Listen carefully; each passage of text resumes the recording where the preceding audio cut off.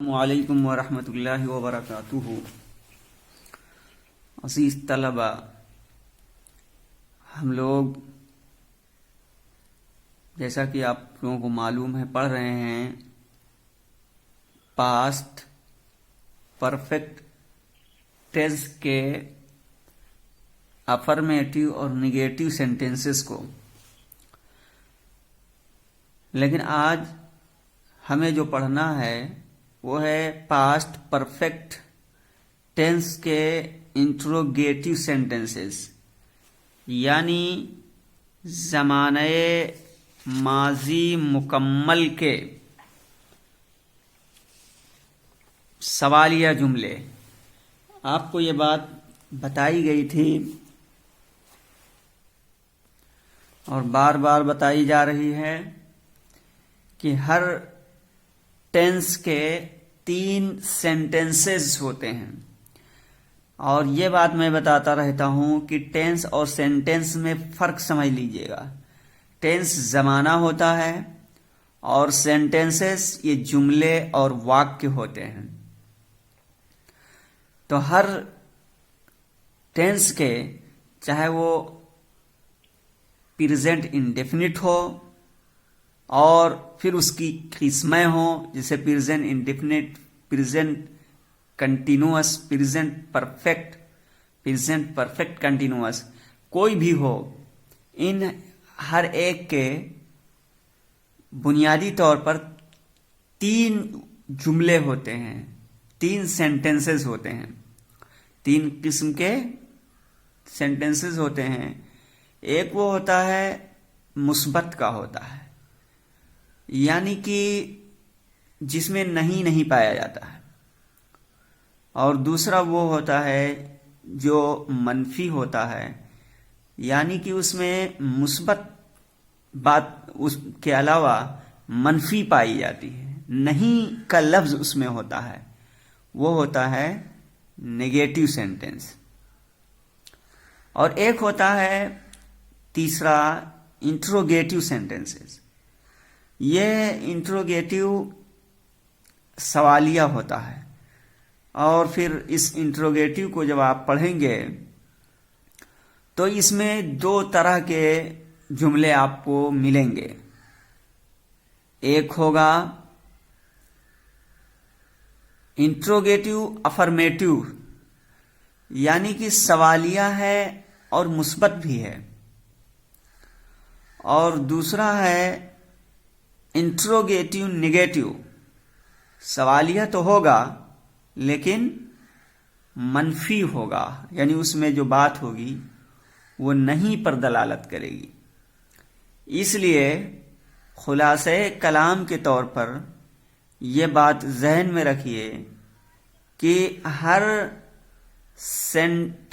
Tennis کے، اور پھر ٹینس کی قسمیں بتائی گئی تھی آپ کو، پریزنٹ، پاسٹ، فیوچر، اور پھر ان کی بھی تقسیم کی گئی تھی۔ تو present indefinite, continuous, perfect continuous میں، یعنی کہ تینوں جو ٹینس ہیں، پریزنٹ، پاسٹ، فیوچر، ان کو 4 قسموں میں تقسیم کیا گیا تھا، اور وہ قسمیں انڈیفینٹ، کنٹینوس، پرفیکٹ کنٹینوس تھیں۔ اب ان میں سے ہر ایک کی جب ہم جملے دیکھیں گے تو بنیادی طور پر 3 ہیں۔ ایک ہے افرمیٹو یعنی مثبت، دوسرا ہے نگیٹو یعنی منفی، اور تیسرا ہے انٹروگیٹو یعنی کہ سوالیہ۔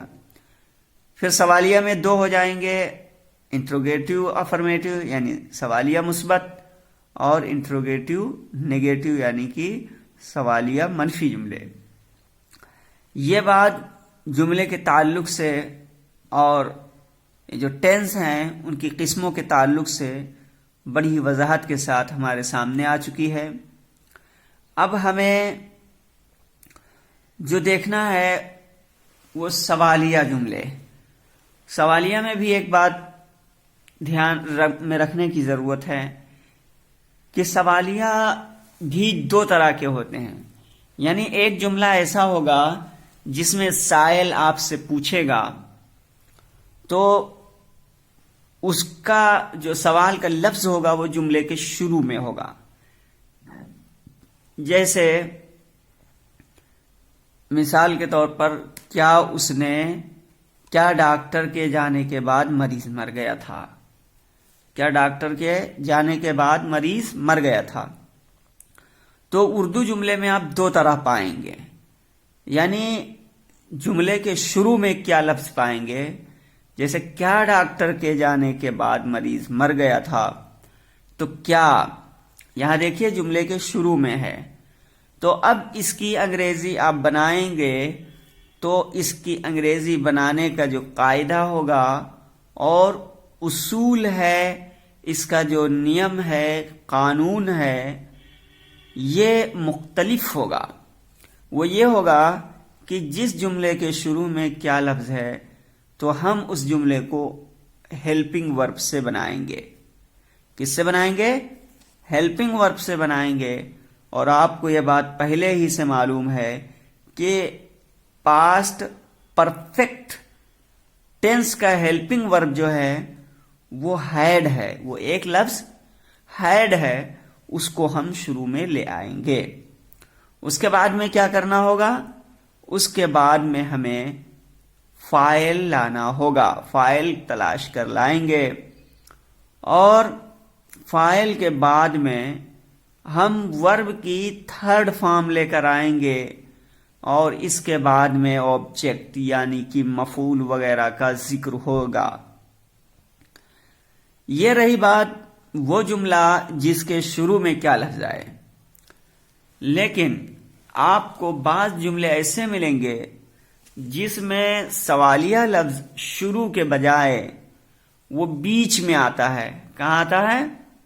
ہاں، جملے کے بیچ میں آتا ہے. تو اب اس کے لیے کیا کرنا ہوگا؟ جیسے مثال کے طور پر جملہ ہے ہمارے آنے سے پہلے وہ کہاں چلا گیا تھا. تو اب اس جملے میں کہاں کا لفظ جو آپ دیکھ رہے ہیں یہ بھی سوال پوچھ رہا ہے، یہ بھی سوالیہ لفظ ہے، لیکن یہ سوالیہ لفظ جملے کے شروع میں آنے کے بجائے جملے کے بیچ میں آیا ہے. اس لیے اب ہم جب انگریزی بنائیں گے تو سب سے پہلے جو سوالیہ لفظ ہے جو کہ بیچ میں آیا ہے، اور آپ کو یہ بات معلوم ہے پہلے سے کہ سوالیہ لفظ مختلف ہوتے ہیں. کبھی جملے کے بیچ میں کہاں آتا ہے، کبھی کیا لفظ آتا ہے، کبھی کیوں آتا ہے، کبھی کیسے آتا ہے، کبھی کب وغیرہ لفظ آتا ہے. تو کیا، کیوں، کہاں، کیسے، کب، کس طرح وغیرہ یہ سب آتے ہیں بیچ میں، کتنے. تو اب جب ایسے الفاظ آئیں تو اب ان کی انگریزی بنانے میں ایک چیز کا اضافہ کرنا ہوگا. یعنی یہ جو سوالیہ لفظ ہے اس کی انگریزی آپ پہلے لائیں گے. اس کے بعد میں آپ ہیلپنگ ورب لے کر آئیں گے یعنی کہ ہیڈ. اور پھر اس کے بعد میں آپ فائل لے کر آئیں گے جیسے، ٹھیک ہے. اس کے بعد میں آپ ورب کی تھرڈ فارم لائیں گے. اس کے بعد میں ورب کی تھرڈ فارم لائیں گے. اس کے بعد میں آفٹر لے کر آئیں گے. اور پھر چونکہ یہ یہاں پہ جو پاسٹ پرفیکٹ کنٹینیوس کی بات ہو رہی ہے، ہاں اس میں ایک بات اور ہے، وہ یہ کہ اس میں دو طریقے کے جملے جوڑ کے بنائے جاتے ہیں. اس میں کتنے طرح کے جملے جڑے رہتے ہیں؟ دو طرح کے جملے جڑے رہتے ہیں. یعنی آپ آسان لفظ میں یہ کہہ سکتے ہیں کہ دو قسم کے یہ زمانے ہوتے ہیں. اس میں زمانہ ایک ہوتا ہے لیکن یہ ٹینس جو ہوتا ہے کبھی پریزنٹ پرفیکٹ ٹینس، کبھی پاسٹ، ایک جملہ اس کا پاسٹ پرفیکٹ ٹینس کا ہوگا اور دوسرا پاسٹ انڈیفینٹ کا ہوتا ہے. جیسے ہمارے آنے سے پہلے وہ کہاں چلا گیا تھا، اس جملے کو دیکھیے تو اس میں دو جز ہیں، ایک ہے ہمارے آنے سے پہلے، دوسرا وہ کہاں چلا گیا تھا.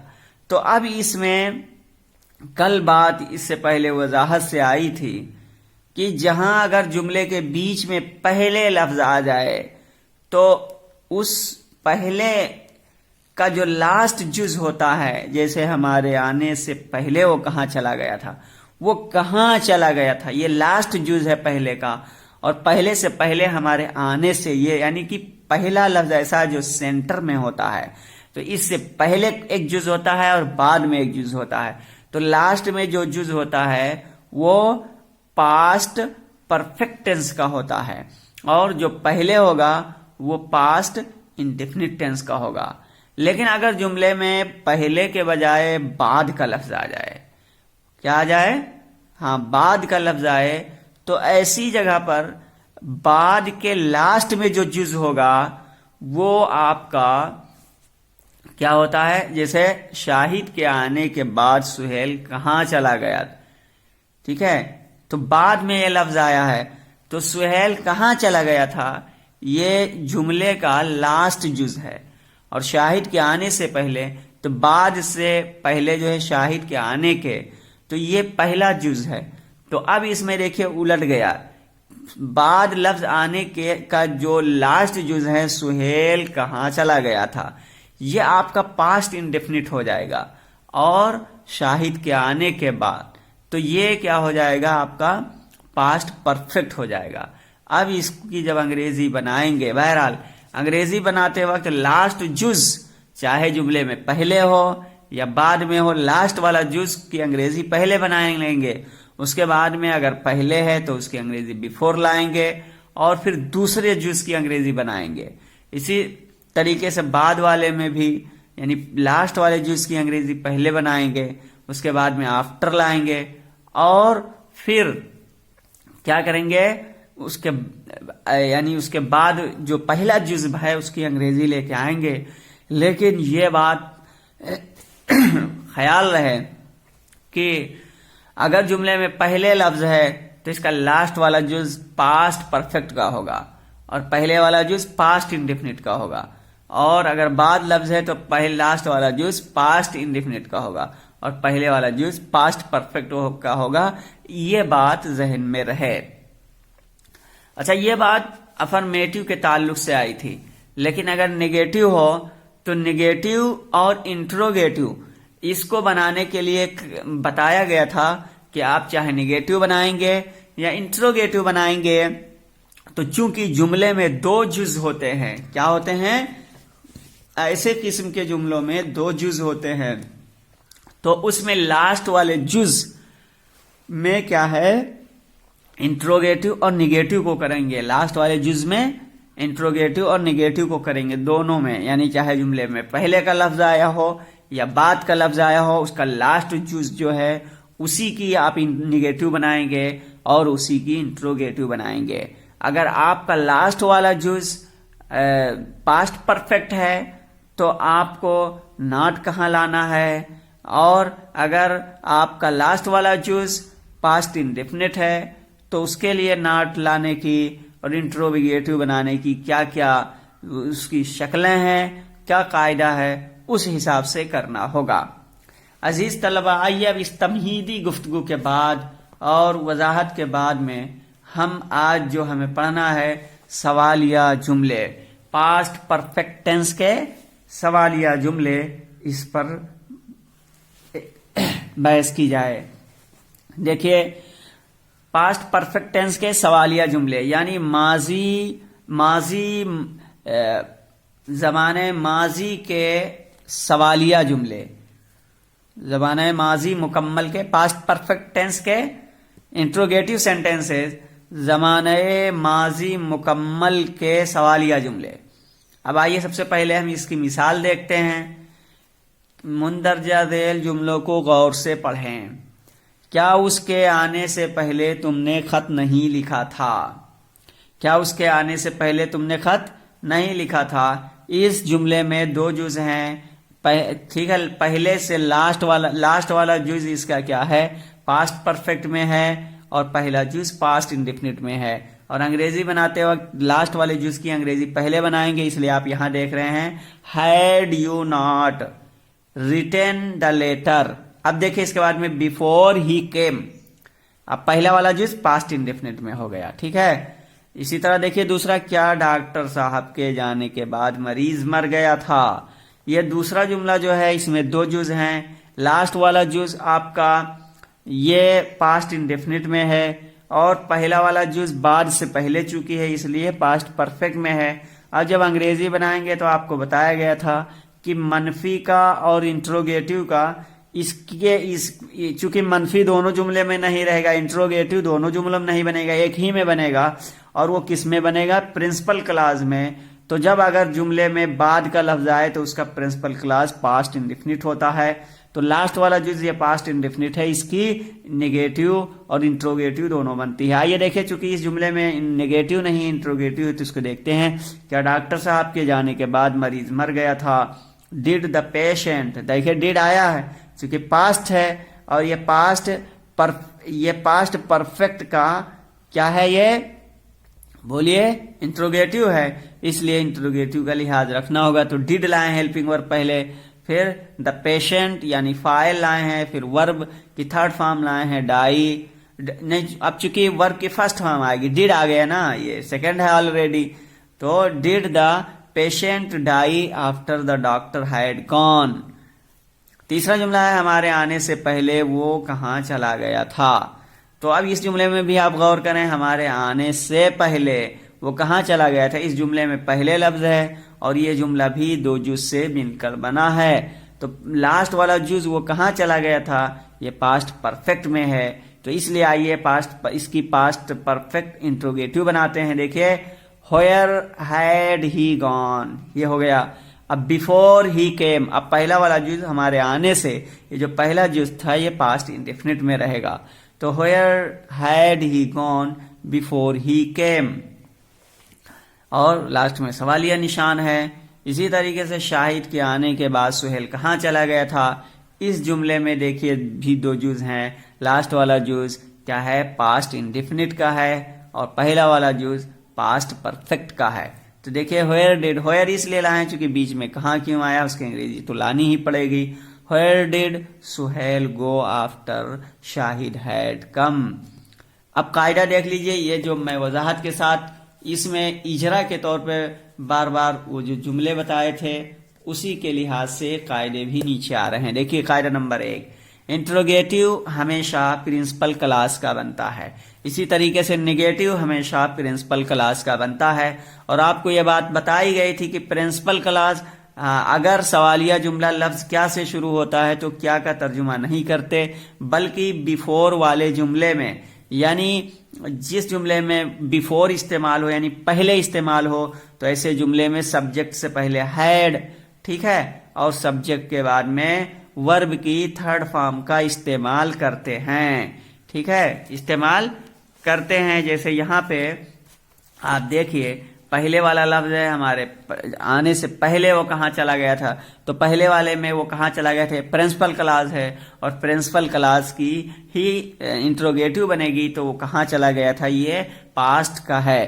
तो पास्ट परफेक्ट का है, तो देखिए पास्ट परफेक्ट का हेल्पिंग वर्ब हैड आता है। आप कहाँ की अंग्रेजी पहले लाएंगे, उसके बाद में हेल्पिंग वर्ब हैड लाए हैं, फिर फाइल लेकर आएंगे, फिर वर्ब की थर्ड फॉर्म लाएंगे, फिर बिफोर लाएंगे, उसके बाद में फिर फाइल लाएंगे और फिर वर्ब की सेकेंड फॉर्म लाएंगे, ये चूंकि पास्ट इंडेफिनिट है। इसके बाद में आइए कायदा नंबर 2 देखते हैं। हाँ, कायदा नंबर 2 में बता रहे हैं कि अगर सवालिया जुमला लफ्ज क्या से शुरू हो तो क्या का तर्जुमा नहीं करते, बल्कि बिफोर वाले जुमले में सब्जेक्ट से पहले हैड और सब्जेक्ट के बाद में वर्ब की थर्ड फॉर्म का इस्तेमाल कर लेते हैं। इसी तरह कह रहे हैं कि अगर जुमले में आफ्टर का लफ्ज हो, या कह रहे हैं और आफ्टर वाले जुमले में सब्जेक्ट से पहले डिड और सब्जेक्ट के बाद में वर्ब की फर्स्ट फॉर्म आती है। चूंकि आपने पढ़ा है पास्ट इंडेफिनिट टेंस का हेल्पिंग वर्ब क्या होता है, डिड होता है। तो जब डिड आ जाता है तो वर्ब की फर्स्ट फॉर्म आती है, तो वहां पास्ट इंडेफिनिट का जो कायदा है वो यहाँ पे लागू होगा। यानी आफ्टर वाले जुमले में सब्जेक्ट से पहले डिड और सब्जेक्ट के बाद में वर्ब की फर्स्ट फॉर्म आती है, और दोनों शक्लों में बाकी जुमला पहले जैसा ही रहता है। नंबर 3, अगर सवालिया जुमले के दरमियान में सवालिया लफ्ज आ जाए तो सबसे पहले उस लफ्ज की अंग्रेजी लिखते हैं और बकिया जुमला कायदा नंबर 2 के मुताबिक रहेगा। यानी मैंने पहले बताया था कि अगर सवालिया जुमलों के दरमियान में ये सवालिया लफ्ज आ जाए तो उसकी अंग्रेजी पहले लिखते हैं और ठीक है, बकिया जुमला कायदा नंबर 2 के मुताबिक रहेगा। कायदा नंबर 2 ये था कि पहले हेल्पिंग वर्ब यानी हेड लाएंगे और उसके बाद में सब्जेक्ट लेकर आएंगे और फिर वर्ब लेकर के आएंगे, फिर ऑब्जेक्ट वगैरह लेकर आते हैं।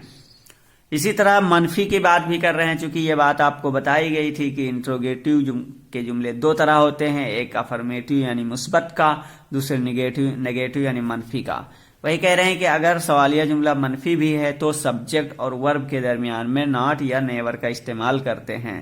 नॉट या नेवर का इस्तेमाल करते हैं किसके दरमियान में? सब्जेक्ट और वर्ब के दरमियान में। जैसे आप यहां देख सकते हैं, क्या उसके आने से पहले तुमने खत नहीं लिखा था, तो इस जुमले में देखिए नॉट को कहां सब्जेक्ट और वर्ब के बीच में रखते हैं। सवालिया जुमला मनफी भी है तो सब्जेक्ट और वर्ब के दरमियान में, ठीक है, नॉट या नेवर का इस्तेमाल करते हैं। तो देखिए हैड यू नॉट रिटन, अब देखिए सब्जेक्ट है और ये वर्ब है, इसके बीच में नॉट रखे हैं।